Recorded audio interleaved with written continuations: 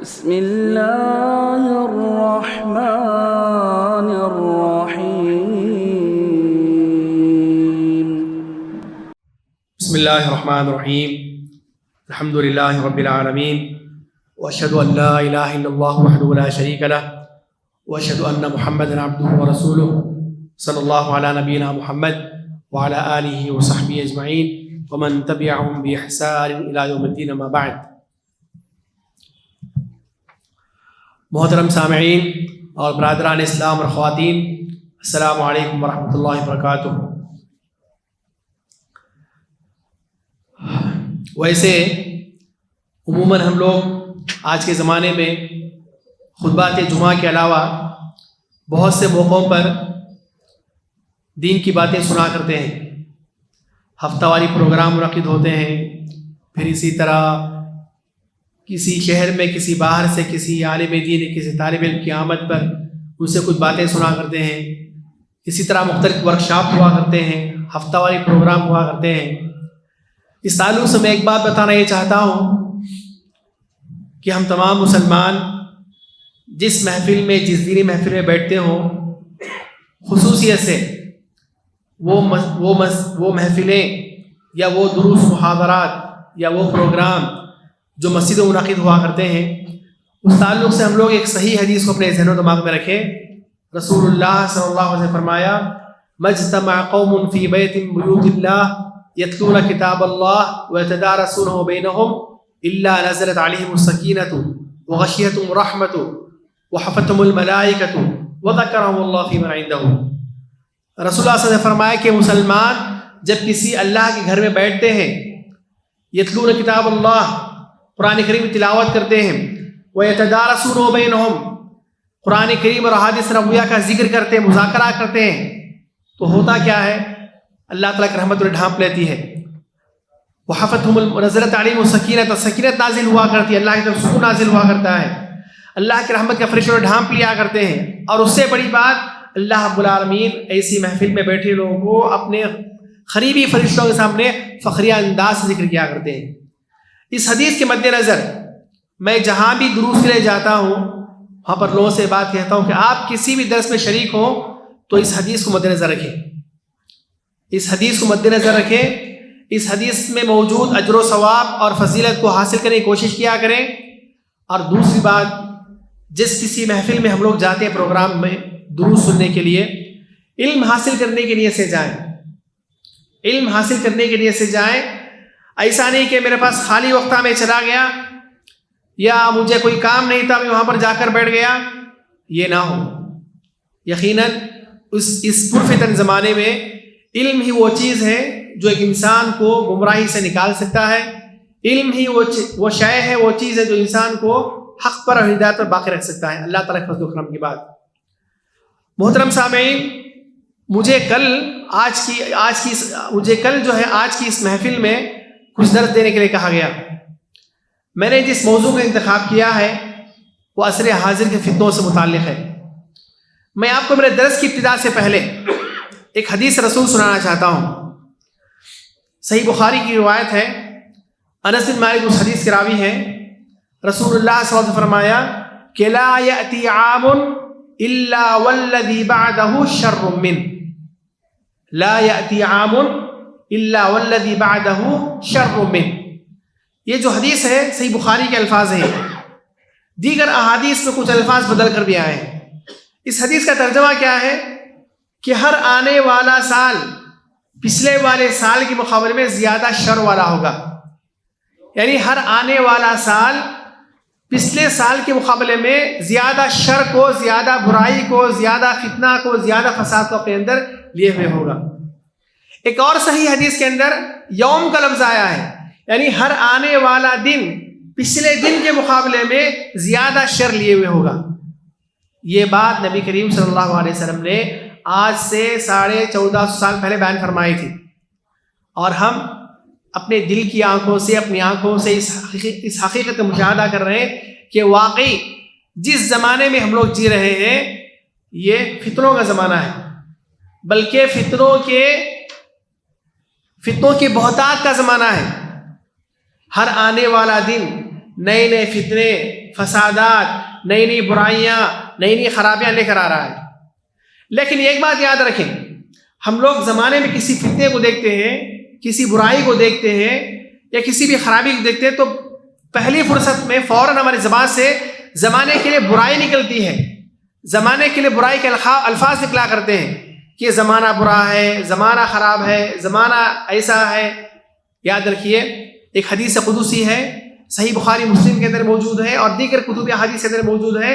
اللہ رب العالمین نے فرمایا یؤذینی ابن آدم، بنی آدم مجھے تکلیف دیتا ہے، یعنی اللہ رب العالمین کہہ رہے ہیں کہ یہ انسان بنی آدم مجھے تکلیف دیتا ہے، یسب الدہر، زمانے کو گالی دیتا ہے، وانا الدہر، زمانے کو پیدا کرنے والا، زمانے کے حالات کو بدلنے والا میں ہی ہوں۔ دوسری حدیث میں رسول اللہ نے فرمایا صلی اللہ علیہ وسلم لا تسبوا الدہر، زمانے کو برا بھلا مت کہو، زمانے کو گالی مت کہو، گالی مت دو۔ تو ان احادیث میں زمانے کو برا بھلا کہنے سے، زمانے کو گالی دینے سے منع کیا گیا۔ لیکن زمانے میں جو برائی ہوا کرتی ہے، جو فتنہ ہوا کرتا ہے، جو فساد ہوا کرتا ہے، اس کے تعلق سے انسان کو آگاہ رہنا، دوسروں کو آگاہ کرنا اور اس فتنے سے دوسروں کو بچانا، دوسروں کو ڈرانا اور اس فتنے سے نکالنے کی کوشش کرنا، یہ ہر مسلمان پر ضروری ہے، یہ ہر مسلمان پر ضروری ہے۔ میں اصل موضوع میں جانے سے پہلے آپ کو قرآن کریم کی آیت سناتا ہوں، مشہور و معروف آیت ہے، سورۃ تحریم۔ اللہ رب العالمین نے فرمایا یا ایھا الذین آمنوا قوا انفسکم واہلیکم نارا، اے ایمان والو تم اپنے آپ کو بھی اور اپنے گھر والوں کو بھی جہنم کی آگ سے بچاؤ۔ تو اس آیت میں اللہ رب العالمین نے ہر فتنے سے بچنے کے لیے ہمیں تلقین کی اور ہر فتنے سے اپنے گھر والوں کو، اپنی آل اولاد بچانے کا ہمیں حکم دیا، اور اسی طرح جو ہے ہر کار خیر میں آگے رہ کر کے جہنم سے بچنے کا ہمیں حکم دیا۔ صحابہ کرام رضوان اللہ علیہم اجمعین میں کئی صحابہ کرام الگ الگ خصوصیات کے لیے مشہور تھے، کئی صحابہ کرام الگ الگ خصوصیات مشہور تھے۔ کچھ صحابہ کرام رسول اللہ صلی اللہ علیہ وسلم دنیا میں جنت کی خوشخبری سنا دی تھی، کچھ صحابہ کرام رسول اللہ صلی اللہ علیہ وسلم اس امت کا امین قرار دیا تھا، سب سے بڑے امانت دار کا لقب دیا تھا۔ وہیں پر ایک مشہور معروف صحابی تھے جن کا نام تھا حذیفہ بن یمان رضی اللہ تعالیٰ عنہ۔ یہ وہ صحابی تھے جنہیں صاحب سر رسول اللہ کہا جاتا صلی اللہ علیہ وسلم، یعنی رسول اللہ صلی اللہ علیہ وسلم کے رازدار، رسول اللہ صلی اللہ علیہ وسلم کی راز کی باتوں کو جاننے والے۔ نبی کریم صلی اللہ علیہ وسلم صحابی کو بہت سی باتیں بتائی تھی جو دیگر صحابہ کو نہیں بتائی، منافقین کے نام ان صحابی کو بتائے تھے، کسی اور کو نہیں بتائے، اور بہت سے فتنوں سے متعلق رسول اللہ صلی اللہ علیہ وسلم نے حذیفہ بن یمان کو بتایا تھا، کسی اور کو نہیں بتایا تھا۔ اسی لیے عمر بن خطاب ان سے پوچھا کرتے تھے کہ رسول اللہ صلی اللہ علیہ وسلم آپ کو جو صحابہ منافقین کے نام بتائے ہیں، منافقین کی جو فہرست دی ہے، کہیں اس میں تو میرا نام نہیں ہے۔ المہم الغرض بہت بڑے صحابی، جلیل القدر صحابی تھے، نبی کریم صلی اللہ علیہ وسلم کے رازدار تھے، بہت عظیم لقب تھا ان کا، اور یہ وقتاً فوقتاً صحابہ کرام کو رضوان اللہ علیہم اجمعین زمانے میں ہونے والے فتنوں سے متعلق احادیث سنایا کرتے تھے۔ ایک مرتبہ عمر بن خطاب کے دور خلافت میں یہ محفلیں بیٹھے ہوئے تھے، صحابہ کرام عمر بن خطاب، حذیفہ بن یمان رضی اللہ عنہم، مختلف صحابہ کرام بیٹھے ہوئے تھے۔ تو عمر بن خطاب نے ایک سوال کیا، ایکم یحفظ حدیث رسول اللہ صلی اللہ علیہ وسلم فی الفتنہ، تم میں سے کون ہے جو رسول اللہ صلی اللہ علیہ وسلم کی فتنوں سے متعلق حدیث کو جانتا ہے؟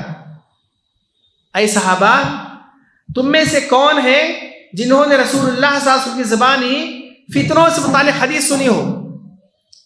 اب حذیفہ تو بیٹھے ہوئے تھے محفل میں، اور وہ تو اس میں ماہر صحابی تھے، تو انہوں نے فرمایا میں نے سنی ہے۔ انہوں نے ایک حدیث رسول سنائی، انہوں نے جو حدیث رسول سنائی کہ حدیث فتنۃ الرجل فی اہلہ ومالہ وجیرانہ، کہا کہ جو ہے انسان فتنوں میں مبتلا ہوتا ہے اپنے گھر بار سے متعلق، انسان فتنوں میں مبتلا ہوتا ہے اپنے مال میں، اور انسان فتنوں میں مبتلا ہوتا ہے اپنے پڑوسیوں میں۔ فتنۃ الرجل فی اہلہ ومالہ وجارہ، مختلف الفاظ ہیں حدیث کے اندر، کہیں پر یہاں پر جار ہے تو کسی لفظ جیران ہے، جمع کا لفظ ہے۔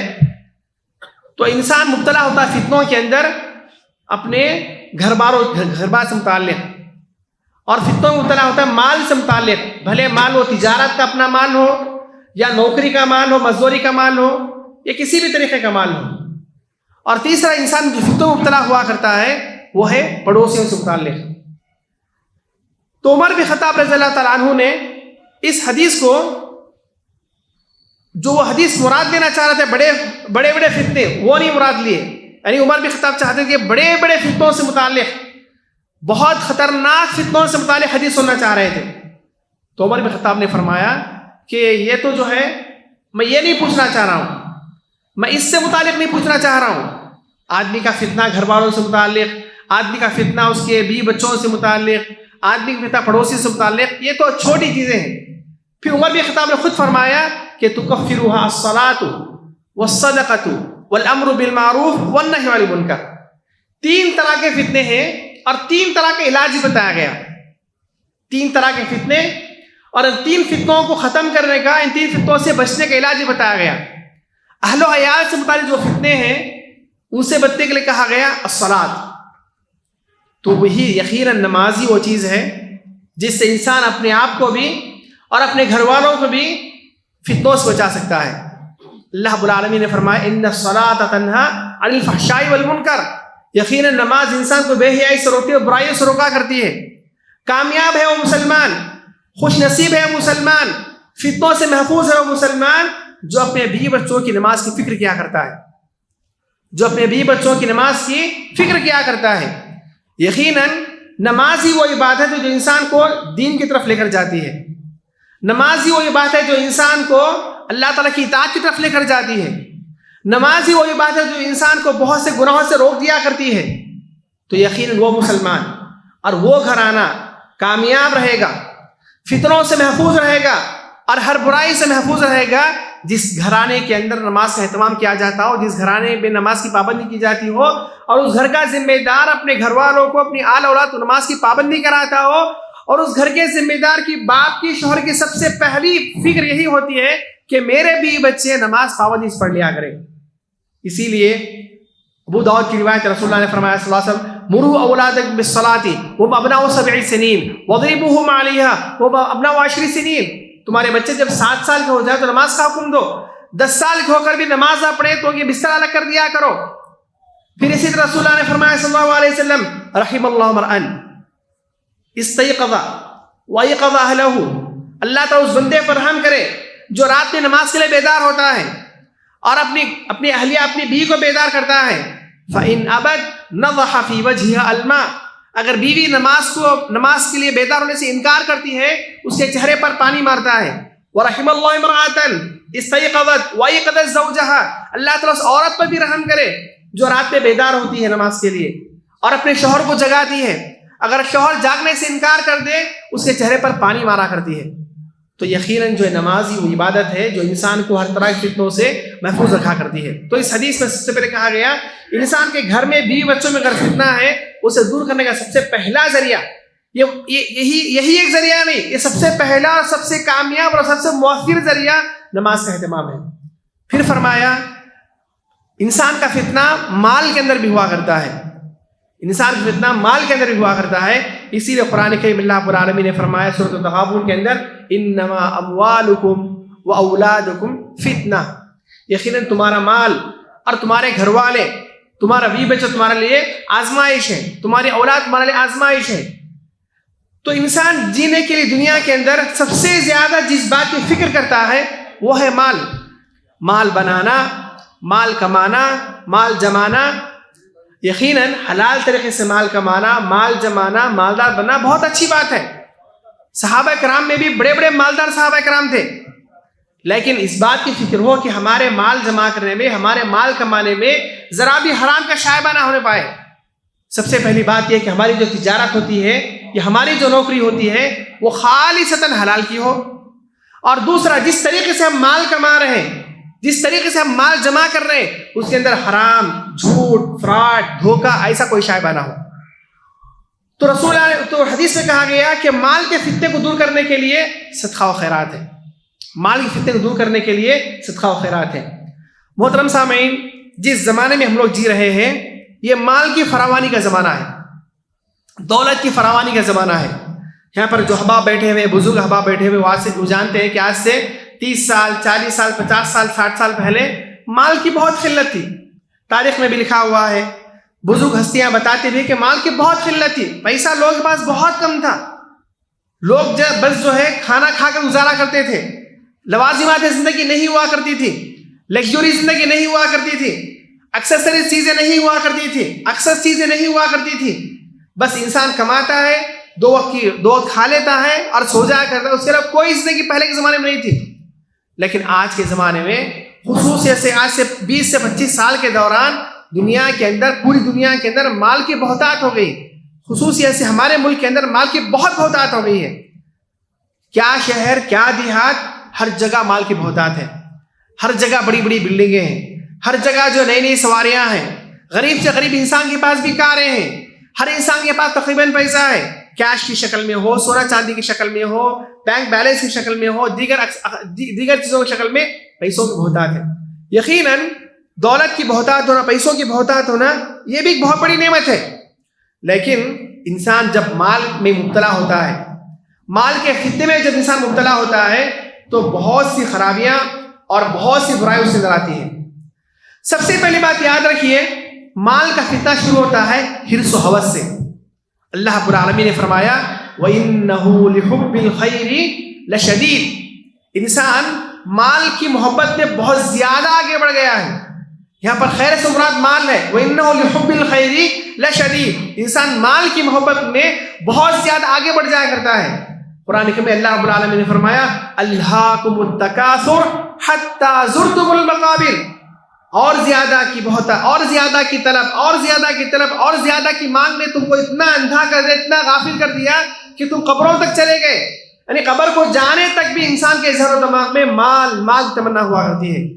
ایک اور صحیح حدیث میں رسول اللہ نے فرمایا صلی اللہ علیہ وسلم ما ملا ابن آدم وعام. انسان لو کان لابن آدم وادی من ذهب لاحب ان یکون ثالثا. اگر انسان کو 2 سونے بھر کے وادی بھی دے دی جائیں, سونا بھر کے 2 علاقے بھی دے دیے جائیں, لاحب ان یکون ثالثا, وہ تیسری وادی کی تمنا کرے گا. ولن یملأ فاہ الا التراب. خبر کی مٹی ہی جو ہے اس کے منہ کو بند کرتی ہے. تو مال کی محبت اچھی چیز ہوتی ہے ضرور, اسے حلال طریقے سے اپنایا جائے.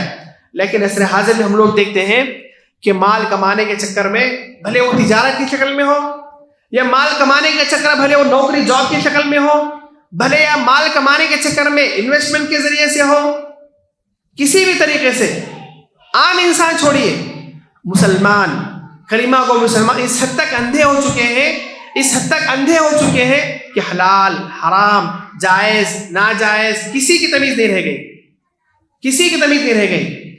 اور پچھلے 15 سے 20 سالوں میں ہم نے دیکھا, اور آپ کے شہر حیدرآباد میں بھی دیکھا کہ مال کی چاہت میں مسلمانوں کیسے کیسے دھوکے دیے. دھوکہ دینے والا بھی مسلمان, دھوکہ کھانے والا بھی مسلمان, دھوکہ دینے والا بھی مسلمان, دھوکہ کھانے والا بھی مسلمان. مسلمانوں نے مال کے چکر میں کیا کیا نہیں کیا.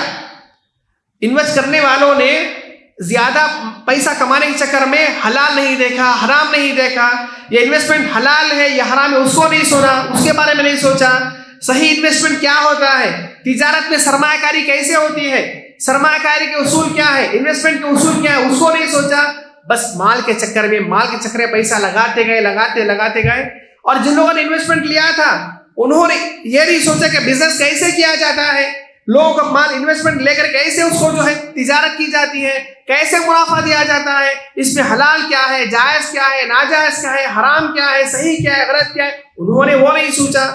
دونوں طرف سے لینے والوں نے بھی جو ہے صحیح نہیں دیکھا, دینے والوں نے صحیح نہیں دیکھا. نتیجہ کیا ہوا, مسلمان کا مال مسلمان تباہ کر گیا, مسلمان کا مال مسلمان تباہ کر گیا. یقیناً مال کی محبت ایسی ہوا کرتی ہے کہ انسان تمام مال کی محبت میں اپنوں سے تمام سے رشتے توڑ لیا کرتا ہے, تو مال کا جو فتنہ ہوا کرتا ہے یہ بہت بڑا فتنہ ہوا کرتا ہے. تو رسول اللہ نے اس حدیث میں کہا گیا تکفرها الصلاۃ والصدقہ.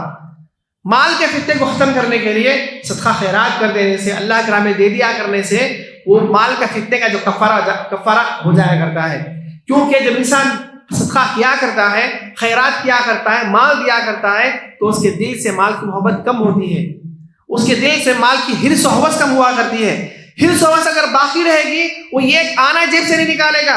وہ جتنے پیسے نکالا کرتا اللہ تعالیٰ کی توفیق سے اتنی حرص اتنی ہوس پیسوں کی اس سے ختم ہو جایا کرتی ہے اور یہ صدقہ و خیرات اس کے مال کو محفوظ کر لیا کرتے ہیں. پھر تیسری بات جو کہی گئی اس حدیث کے اندر کہا گیا فتنۃ الرجل فی جیرانہ، پڑوسیوں سے متعلق. جس سماج میں ہم لوگ جی رہے ہیں اپارٹمنٹ کا زمانہ ہے، گھر ایک دوسرے سے لگ کر ہوا کرتے ہیں. اسی طرح جو ہے بہت سے گھروں میں آج بھی بعض مقامات پر جوائنٹ فیملی کا رواج ہوا کرتا ہے. بس اوقات پورا خاندان ایک ہی کنبے، پورا خاندان قبیلہ پورا کنبہ ایک بڑے گھر میں رہا کرتا ہے. بعض جگہوں پر ایسی بھی صورتحال ہے. تو پڑوسیوں کے تعلق سے ایک انسان کو بہت طرح کی فتنوں سے بچنا چاہیے. پہلا فتنہ پڑوسیوں سے متعلق، پڑوس کی عورتوں سے متعلق ہے. خصوصیت سے اس حدیث سے پڑوسی کا تذکرہ اس لیے کیا گیا، ہر انسان اپنے گھر کے ساتھ جن کے قریب ہوا کرتا ہے، اپنے گھر والوں کے علاوہ جن سے قریب ہوا کرتا ہے وہ پڑوس ہوا کرتا ہے. انسان کے گھر سے گھر لگا ہوا کرتا ہے، ہمیشہ ساتھ رہا کرتا ہے. وہ گھر جب تک انسان اس گھر سے لگا رہتا ہے پڑوس والوں سے اس کی جو ہے آمنا سامنا ہوا کرتا ہے، عورتوں سے آمنا سامنا ہوا کرتا ہے، باتیں جو ہے سنی جا سکتی ہیں. تو کہا کہ پڑوسیوں فتنوں سے انسان محفوظ رہے. اسی لیے کہا گیا کہ جو کبیرہ گناہ ہے، جو بہت بڑے گناہ ہے اور جو اللہ تعالیٰ کو ناراض کرنے والے گناہ ہے، اور ایسے گناہ جن کے کرنے والے سے اللہ تعالیٰ کبھی نظر کرم نہیں کرے گا، ان سے بات نہیں کرے گا، ان کو پاک و صاف نہیں کرے گا، ان کا تصفیہ نہیں کرے گا، ان کو عذاب دے گا، اس میں سے ایک انسان وہ بھی ہے وَأَن تُزَانِيَ حَلِيلَةَ جَارِكَ، پڑوسن کی یا پڑوس کی جو ہے بیوی کے ساتھ بدکاری کرنا یا پڑوس کی عورتوں کے ساتھ بدکاری کرنا، یہ کبیرہ گناہ ہے، یہ بہت بڑا گناہ ہے. کیونکہ انسان ایک گھر میں رہا گھر سے لگا ہوا رہتا ہے تو پڑوس کی عورتوں سے متعلق فتنوں میں مبتلا ہو جانا، پڑوس کی عورتوں سے متعلق بدکاری میں مبتلا ہو جانا انسان کے لیے دیگر جگہوں کے مقابلے میں یہ آسان ہوا کرتا ہے. تو کہا گیا کہ پڑوسی فتنے سے انسان بچا کرے.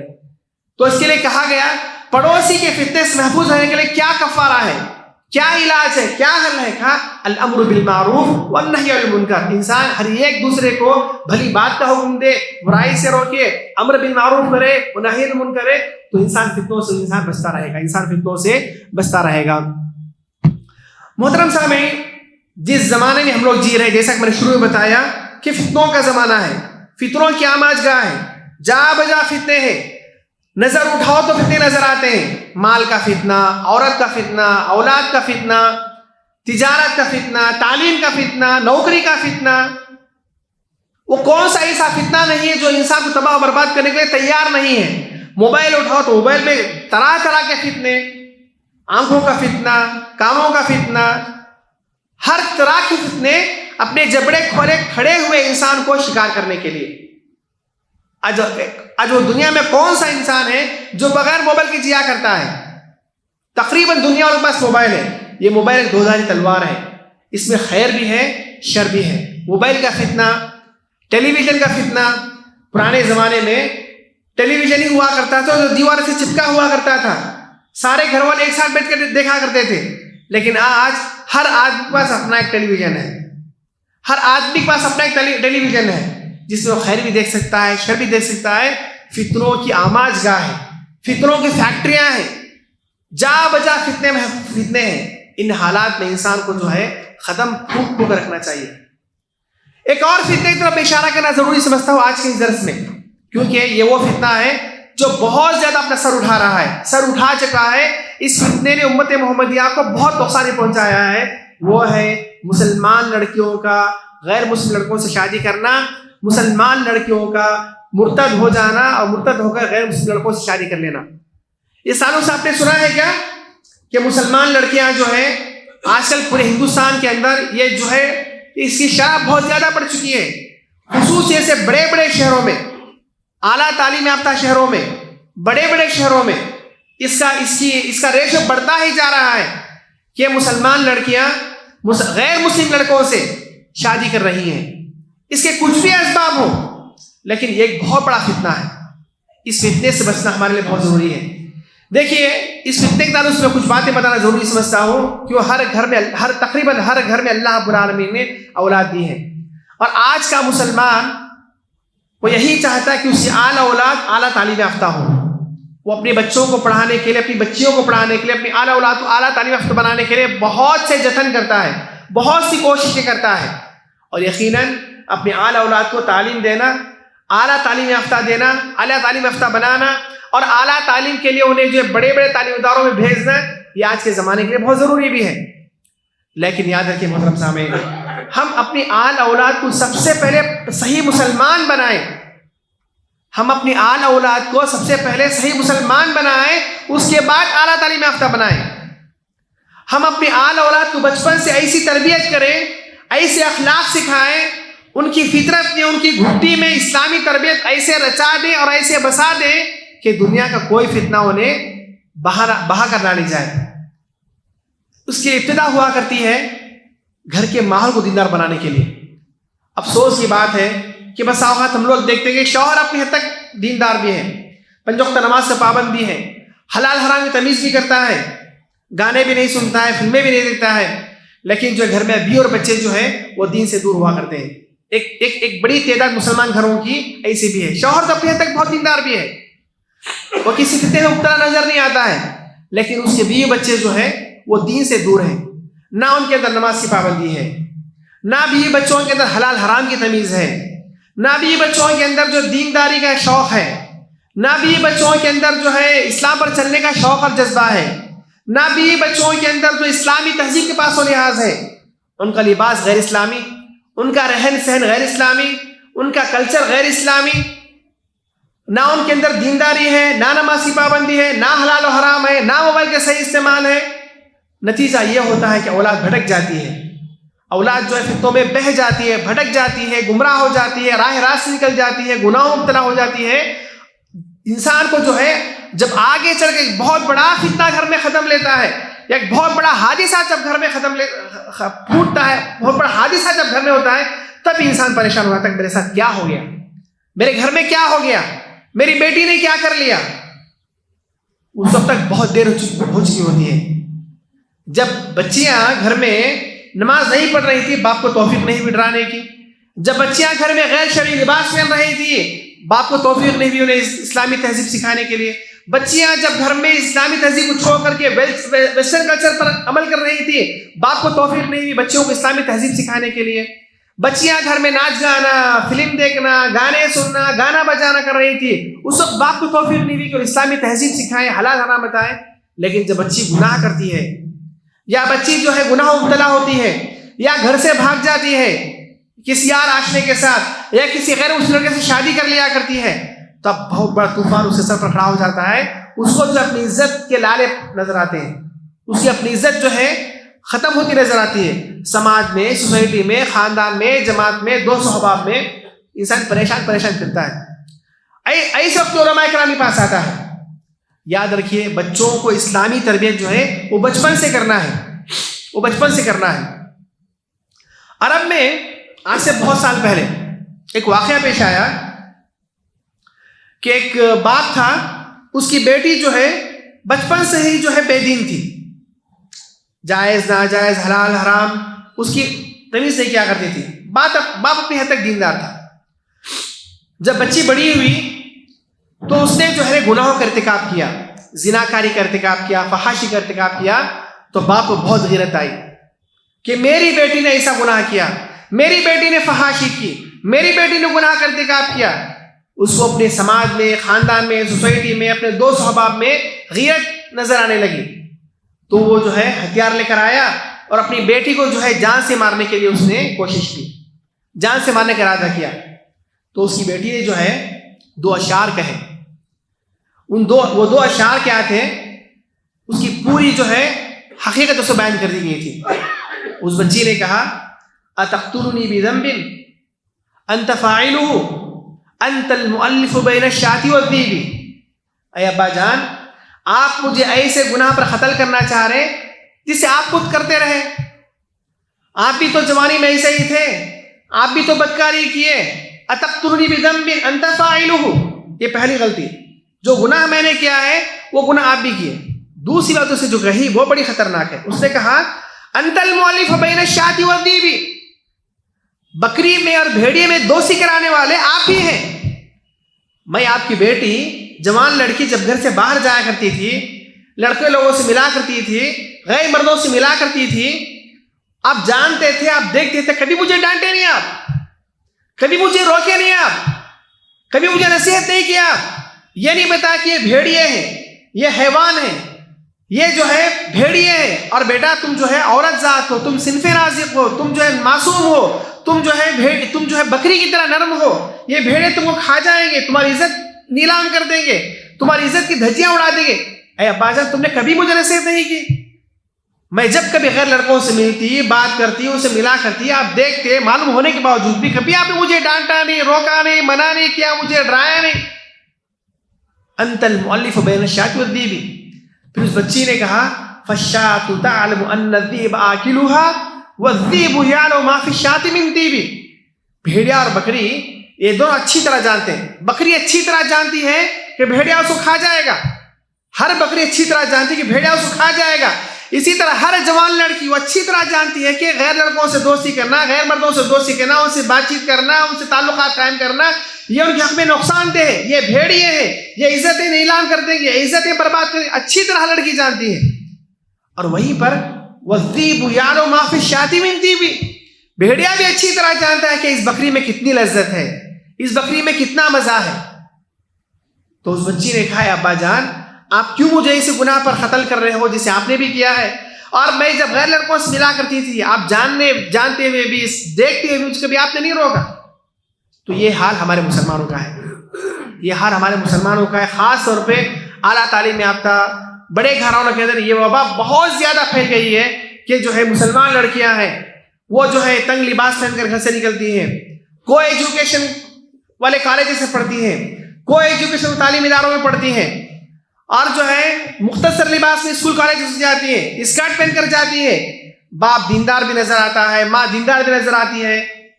ہم نے بنگلور میں دیکھا کہ بعض وہ اہل علم، وہ ہمارے لوگ جو ماشاءاللہ دیکھنے سے بہت دیندار نظر آتے ہیں، ان کا لباس بھی اچھا ہے، چہرے پر داڑھی بھی ہے، ٹوپی بھی ہے، ان کی عورتیں نمازوں کو آتی ہیں، رمضان میں اعتکاف بیٹھا کرتی ہیں، وہ اپنی بچیوں کو، جوان بچیوں کو اسکرٹ پہنا کر خود اپنی گاڑی میں بٹھا کر کے اسکولوں میں چھوڑتی ہیں، بڑے بڑے کانوینٹ میں۔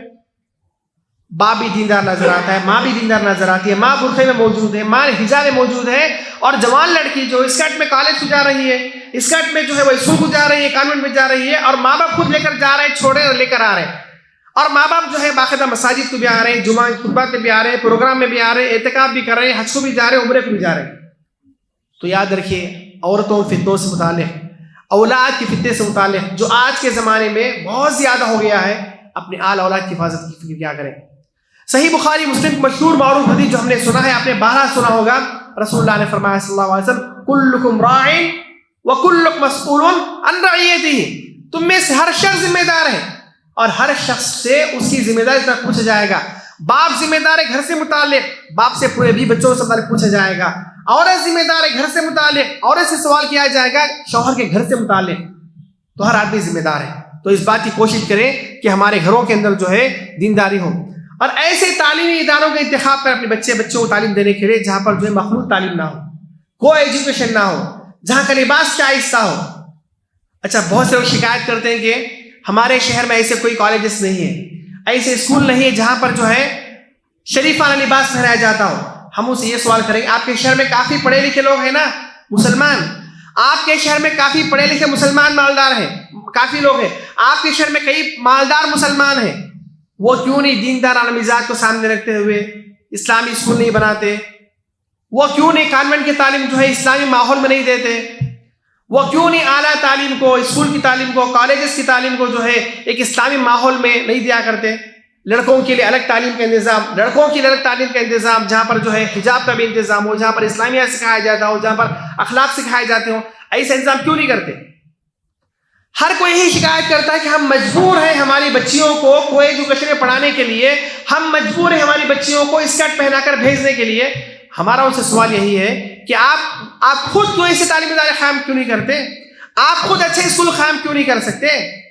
یا ایسے شہر، جب انسان کو کسی شہر کے اندر دین پر عمل کرنا مشکل ہو جائے، انسان کے لیے دین پر عمل کرنا کسی شہر میں کسی جگہ مشکل ہو جائے، اس پر ہجرت ضروری ہے۔ اس پر ہجرت، ہم ایسے شہر کو چلے جائیں جہاں پر جو اچھی تعلیم بھی ہے اور اسلامی ماحول بھی ہے، اور ماشاءاللہ کافی ایسے شہر بھی ہیں اور کافی ایسے سٹیز بھی ہیں جہاں پر اچھے سے اسلامک اسکول پائے جاتے ہیں، معیاری تعلیم ہے، اسٹینڈرڈ تعلیم ہے، دینی ماحول ہے، دیندارانہ ماحول ہے، لڑکیوں کے لیے الگ تعلیم ہے، لڑکوں کے الگ تعلیم ہے، وہ اس جگہوں پر کیوں نہیں چلے جاتے؟ انسان اگر واقعی اپنی ذمہ داری کا احساس کرے، اللہ بنا اس پر جو ذمہ داری عائد کی، اس کا احساس اگر اس کے دل میں ہو، تو انسان کو گناہوں سے بچنے کے لیے، حرام کاری سے بچنے کے لیے بہت سی چیزیں، بہت سے مسائل، بہت سے راستے مل جائیں گے۔ اسی طرح ہم دیکھتے ہیں کہ MNCs میں مسلمان لڑکیاں مخلوط تعلیم، مخلوط کام کیا کرتے ہیں۔ ہماری مسلمان لڑکیاں، جوان لڑکیاں، غیر شادی شدہ لڑکیاں MNCs میں جاتی ہیں کام کرنے کے لیے، آفیسز میں جاتی ہیں، IT کمپنی میں جاتی ہیں، دن کا بھی جو ہے دن کی بھی شفٹ ہوا کرتی ہے، رات کی بھی شفٹ ہوا کرتی ہے۔ اور یہ بھی اس سے بڑی بے حیائی کی بات ہے، یہ ہے کہ کیب والا نوجوان ڈرائیور جو ہے آتا ہے، مسلمان لڑکیوں گھر سے پک اپ کرتا ہے اور لے کر جاتا ہے، اور راستے بھر میں جو ہے اس کے ساتھ مرد بھی بیٹھتا ہے، عورتیں بھی بیٹھتی ہیں، لڑکے بھی بیٹھتے ہیں، لڑکیاں بھی بیٹھتی ہیں، دن میں بھی یہی حال ہوتا ہے، رات میں بھی یہی حال ہوتا ہے۔ حس مر گئی مسلمانوں کے اندر سے، احساس مر گیا مسلمانوں میں، غیرت مر گئی مسلمانوں کے اندر، عزت نفس مر گئی اس ایسے مسلمانوں کے اندر جو اپنی جوان بیٹی کو آفس میں کام کرنے کے لیے، غیروں کے ساتھ بیٹھ کر کام کرنے کے لیے بھیجتی ہیں، اپنی جوان بیٹی کو کسی ہندو یا غیر مسلمان لڑکے کے ساتھ کیب میں بٹھا کر بھیجتی ہیں۔ ان کی جوان بیٹی جب کسی کیب میں بیٹھ کر جاتی ہے تو اس کے بازو میں دانے طرف بائیں طرف کوئی لڑکا ہی بیٹھ کر جاتا آتا ہے۔ یہ دن میں بھی ہوتا ہے، رات میں بھی ہوا کرتا ہے، اور ماں باپ کے کاموں تک جو تک نہیں رہتی ہے۔ افسوس ہے ایسے مسلمانوں کا۔ تو انہی سب وجوہات کی وجہ سے جو ہے ہماری مسلمان لڑکیاں آج کل اسلام سے مرتد ہو رہی ہیں، غیر مسلموں سے شادی کر رہی ہیں۔ اور یاد رکھیے، ہمارا جو دشمن ہے، دشمنان اسلام جو ہے، مسلمانوں کے علاوہ اسلام کے جتنے مذاہب کے لوگ ہیں، ہندوازم، بدھزم، جینزم، سکھزم، عیسائیت، یہودیت، جتنے بھی مذاہب ہیں، یہ سب کے سب ایک ہاتھ ہیں مسلمانوں کے خلاف، یہ سب کے سب ایک ساتھ ہیں مسلمانوں کے خلاف۔ ان تمام کی کوشش ہے، سارے ادیان باطلہ کی، سارے اسلام دشمن طاقتوں کی، سارے اسلام دشمن تنظیموں کی ایک پوری فکر ہے کہ کسی نہ کسی طریقے سے مسلمان قوم کو تباہ کیا جائے، برباد کیا جائے، نیست و نابود کیا جائے، ان کے اخلاق کا جنازہ نکالا جائے، ان میں حرام کاری کو پھیلایا جائے، انہیں گناہوں میں ملوث کیا جائے، انہیں نیکیوں سے روکا جائے۔ یہ اس کی پوری منصوبہ بندی ہے۔ دشمنان ہمارا دشمن جو ہے پوری پلاننگ کر رہا ہے، اسی کا یہ سب حصہ ہے، اسی کا یہ سب حصہ ہے۔ لیکن ہم مسلمان اس کو سمجھتے نہیں۔ تو محترم سامعین، کہنے کے مقصد یہ ہے کہ فتنوں کا زمانہ ہے۔ ان فتنوں کے زمانے میں انسان اپنی بھی فکر کرے، اپنے آل اولاد کی فکر کرے، اپنے گھر بار کی فکر کرے، اور جو ہے دین، دنیا، تجارت، نوکری، عورت، اولاد، اسی طرح جو موبائل، دنیا کی تمام جو رنگینیاں ہیں، تمام جو روشنیاں ہیں، ان تمام میں فتنے چھپے ہوئے ہیں۔ ہر فتنے سے اپنے آپ کی حفاظت کی کوشش کرے، اور یاد رکھیے فتنوں سے بچنے کا ایک سب سے بڑا ذریعہ ہے عبادت میں آگے آنا، عبادات میں آگے آنا۔ میں صحیح مسلم کی حدیث بتا کر اپنی بات ختم کرتا ہوں۔ رسول اللہ نے فرمایا صلی اللہ علیہ وسلم، العبادۃ فی الحرج کہجرۃ الی، العبادۃ فی الحرج کہجرۃ الی، فتنوں کے زمانے میں زیادہ سے زیادہ عبادت کرنا، فتنوں کے زمانے میں زیادہ سے زیادہ عبادت کرنا، رسول اللہ نے فرمایا میرے پاس ہجرت کر کے آنے کے برابر ثواب کا کام ہے۔ فتنوں کے زمانے میں زیادہ عبادت کرنا رسول اللہ کے پاس ہجرت کر کے جانے کے برابر ثواب ہے صلی اللہ علیہ وسلم۔ اور ہم جانتے ہیں کہ صحابہ کرام میں سب سے افضل صحابہ کرام کون تھے؟ کون صحابہ کرام تھے سب سے افضل؟ ہاں نہیں، طبقے کے اعتبار سے مہاجرین صحابہ کرام سب سے افضل صحابہ کرام مانے جاتے تھے، کیونکہ صحابہ کے مہاجرین نے اسلام کی خاطر اپنا گھر بار، اپنا وطن، اپنا خاندان، اپنی نوکری، اپنی تجارت، سب کچھ چھوڑ چھاڑ کر کے ہجرت کر گئے۔ اسلام میں ہجرت کا بہت بڑا مقام ہے، ہجرت بہت بڑے ثواب کا کام ہے۔ اور کہا گیا ان الہجرۃ تہدی ما قبلھا، انسان جب ہجرت کرتا ہے نا تو ہجرت سے پہلے جتنے گناہ کیا تھا ہجرت سارے گناہوں کو معاف کر دیتی ہے۔ ہجرت جو ہے انسان کے پچھلے سارے گناہوں کو معاف کر دیتی ہے ہجرت۔ جیسے حج کرنے سے انسان جو سارے گناہوں سے پاک و صاف ہو جایا کرتا ہے، اسی طرح ان الہجرۃ تہدی ما کان قبلھا، ہجرت کرنے سے انسان کے سارے گناہ معاف کر دیے جاتے ہیں. تو فرمایا ہجرت بہت بڑے ثواب کا کام ہے.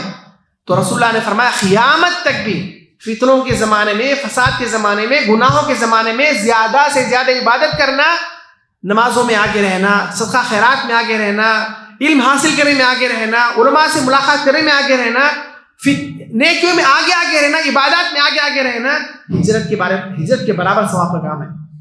ہم تو عہد رسالت میں نہیں تھے صلی اللہ علیہ وسلم، نہ ہی ہم نے ہجرت کی ہے، لیکن یاد رکھیے اس فتنے کے زمانے میں، فتنوں کے ان زمانے میں اگر ہم لوگ عبادات میں آگے رہیں، نیکیوں میں آگے رہیں، تو رسول اللہ صلی اللہ علیہ وسلم کے پاس ہجرت کے جانے کا جو ثواب ہے وہ ہمیں ملے گا انشاءاللہ.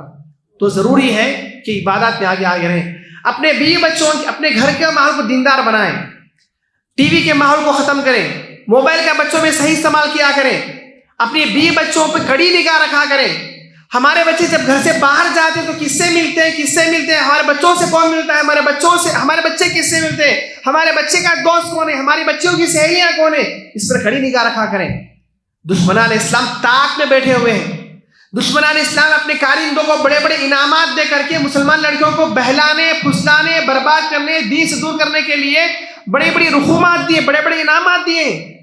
دشمنان اسلام کے نوجوان بھولے بھالے طریقے سے پوری ٹریننگ حاصل کر کے مسلمان نام سے، مسلمان حلیے سے آ کر کے مسلمان لڑکوں میں گھس کر کے، مسلمان لڑکیوں میں گھس کر کے انہیں تباہ کرنے کے منصوبے بنا رہے ہیں، اور بنا بھی رہے ہیں اور کامیاب بھی ہو رہے ہیں. اپنی آل اولاد کی فکر کریں. بھیڑیے میں اور بکری میں دوستی کرنے ہرگز نہ دیں. بھیڑیا اور بکری کبھی ایک ساتھ ہو نہیں سکتے. بھیڑیا بکری کے قریب نہ آنے پائے، بکری کبھی بھیڑے کے قریب نہ جانے پائے. اس بات کی پوری کوشش کیا کریں. اللہ تعالیٰ سے دعا ہے اللہ تعالیٰ مجھے آپ تمام مسلمانوں کو اس زمانے کے ہر فتنے سے محفوظ توفیق عطا فرمائے. اللہ رب العالمین ہمارے گھر بار کو دیندار بنائے. اللہ رب العالمین ہمارے آل اولاد کو دیندار بنائے. اللہ تعالیٰ مال کے فتنے سے، گھر بار کے فتنے سے، عورت کے فتنے سے، مال کے فتنے سے، ہر فتنے سے اللہ تعالیٰ ہمارے حفاظت فرمائے. اللہ تعالیٰ موبائل کے فتنوں سے ہمارے گھر بار کی حفاظت فرمائے اور ہمارے گھروں کو دینداری میں آگے بڑھنے توفیق عطا فرمائے. سبحانک اللہم ربنا بحمدک واشہد ان لا الہ الا انت استغفرک واتوب الیک.